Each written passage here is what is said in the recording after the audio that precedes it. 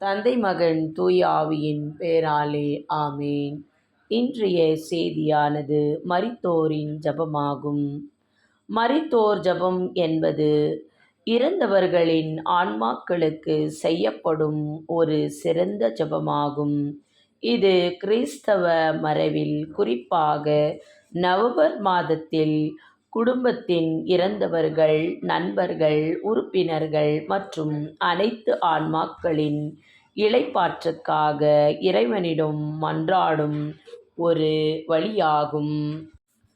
இறந்தவர்களின் ஆன்மாக்கள் நித்திய வாழ்வை அடையவும் இறந்தவரிடம் செய்யப்படும் ஒரு இறை வேண்டுதலாகும். இந்த மன்றாட்டில் இறந்த உறவினார் நிலைவாழ்வின் இன்பத்தை அனுபவிக்க ஜெபிக்குமாறு கேட்டுக்கொள்ளப்படுவார்கள். ஆண்டவர் அவர்களுக்கு பேரின்ப வீட்டின் கதவுகளை திறந்து விடுவாராக என்று, அங்கே சாவில்லை, நிலையான மகிழ்ச்சியுண்டு என்று மன்றாடப்படும். மரணம் என்பது கவலை தந்தாலும் கிறிஸ்தவர் மரணத்தின் பின்னணி வாழ்வை நம்புவதின் மூலம் அஞ்சாமல் இருக்கிறார்கள். குறிக்கோள்: இறந்தவர்களின் ஆன்மா கடவுளின் கருணையால் அமைதி பெறுவோம், நிலைவாழ்வை பெறுவோம். ஜெபிப்பதாகும்.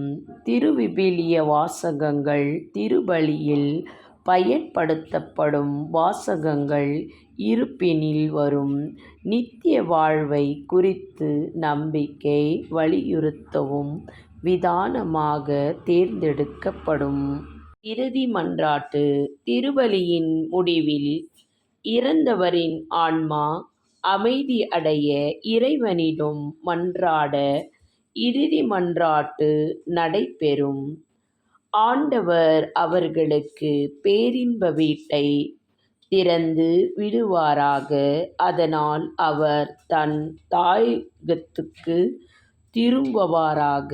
அங்கே சாவில்லை, அங்கே நிலையான மகிழ்ச்சி நிலைத்திருக்கும். ஜெபம்.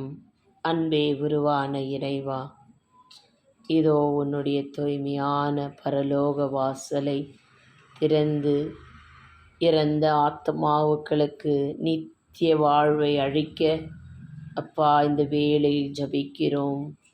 இதோ இந்த ஜெபத்தை அவர்களுக்காக உம்மிடத்தில் ஒப்பு கொடுக்கிறேன். இந்த ஜெபத்தை அனைத்து மக்களும் கேட்டு அவர்கள் இல்லறத்தில் இறந்த அனைத்து ஆத்துமாக்களுக்காக அவர்களும் மன்றாட வேண்டும் என்று ஜெபிக்கிறேன். ஆண்டவரே, இந்த ஜெபத்தை நீர் உம்முடைய தூய்மையான கரங்களில் ஏற்றுக்கொள்வீராக.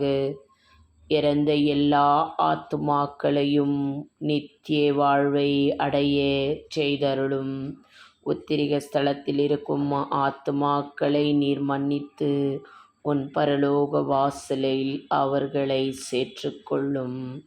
அதற்கு துணையாக தெய்வத்தாயினுடைய அருள் அனைத்து ஆத்துமாக்களுக்கும் கிடைக்கட்டும்.